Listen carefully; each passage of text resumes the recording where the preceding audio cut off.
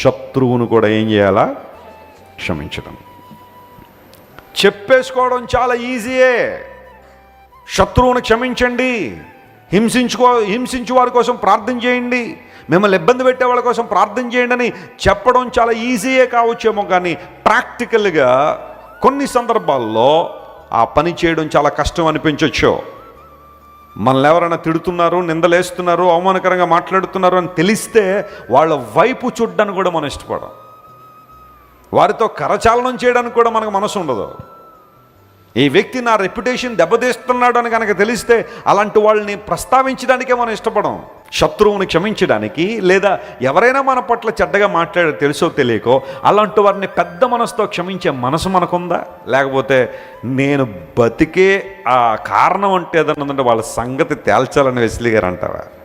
Do you have a mind to love somebody beyond your limits?